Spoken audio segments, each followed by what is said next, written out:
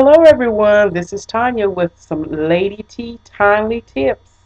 And by the way, let me just properly give out the address or my channel. It's TLH090670. That is my channel. So anyway, today I wanted to just bring about, a little word of inspiration and a little bit of encouragement, a little insightfulness.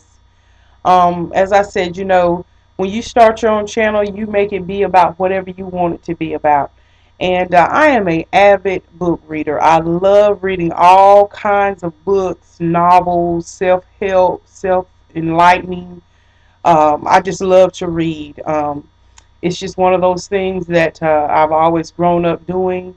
I used to have a book club years ago, but due to me being promoted on my job, my job became a little bit more demanding, and I went back to school and got my college degree. So a lot of things interrupted my book club, but I hope to one day be able to restart it again because it was so fun, and we just had a great time, a great ball doing that. But anyway, I love, like I said, reading on how to better myself as a woman, as a mother, as a friend.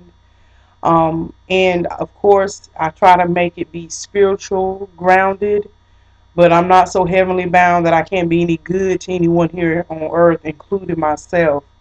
So anyway, I have found a mentor in Dr. Mike Murdock. I don't know if any of you out there are familiar with him, but he's the founder and the pastor of the Wisdom Center in Denton, Texas. And he just is awesome. He's got telecast, television broadcast on different stations. Not sure what your satellite or TV cable provider is. But anyway, I love him and his mentorship through his books, through his teachings, is because he really truly gives you the Word of God and you can apply it to your everyday life. Same way with Kay Arthur. I love her. She's an awesome teacher. Love T.D. Jakes. Just some heavy hitters out there for, moving forward the gospel of Jesus Christ. But at the same time, what do we do when we come home from Sunday worship service? I'm a type of person, I love God, I worship, I sing worship and praise at my church, but I also need something that will sustain me, rooted in the Word, that I can apply to my everyday and, life. So anyway, I just wanted to share again a little excerpt out of a book that I've been reading, and it's actually a series. It's a series of 7 books. It's The Secret of the Journey, and this is the leadership series. As I told you all, I work in corporate America, which I thank God for a job, and I am in a leadership position.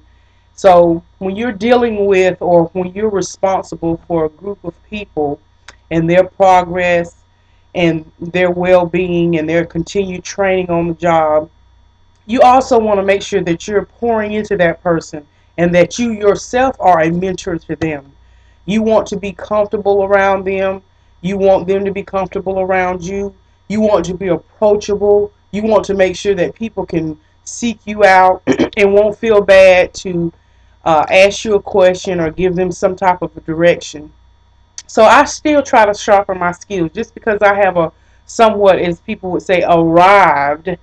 I still feel like it's important to sharpen your skills. There's always room for improvement.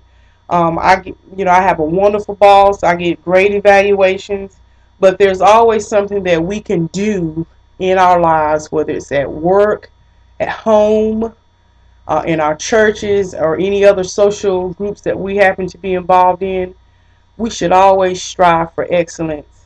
And so, anyway, I wanted to just share with, like I said, a little paragraph excerpt out of this book. Again, this is from Dr. Mike Murdock.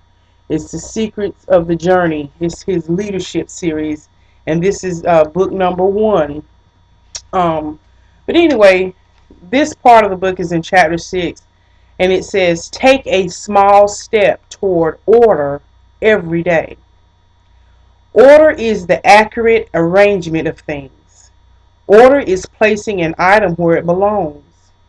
Order is keeping your shirts, ties, and shoes in the appropriate place in your closet.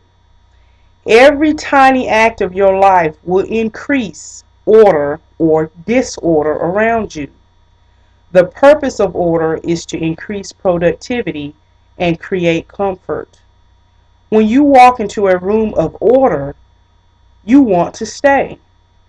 Things are right. You feel clean, energized, and happy.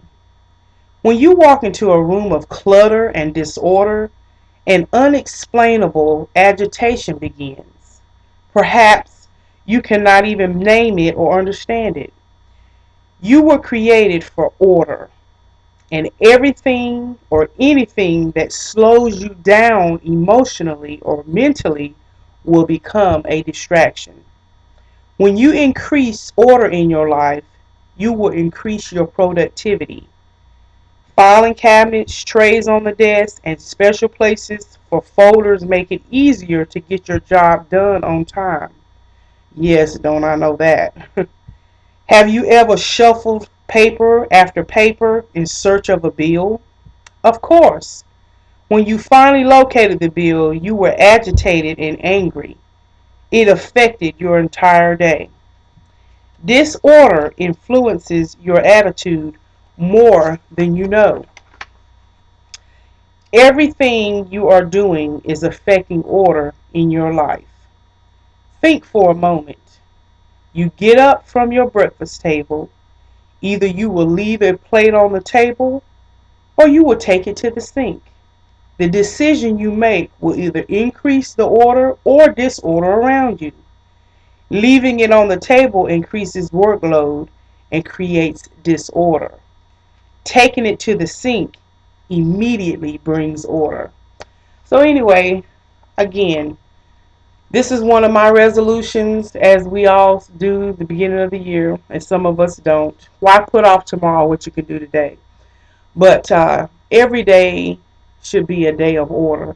So that's what I just want to impart into you all, and of course to myself, is that look to seek order in your life. And just like Dr. Murdock said in this book, what I just read, the littlest of things can create disorder. So simply cleaning the table off immediately when you finish eating and putting it in the sink, that's the order of things.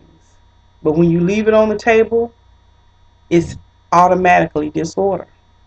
So anyway, with that, I hope this was a blessing to you. I hope it was an encouraging and an insight to you as it has been for me. So with that, live, love, and laugh. And remember, keep in order. God bless.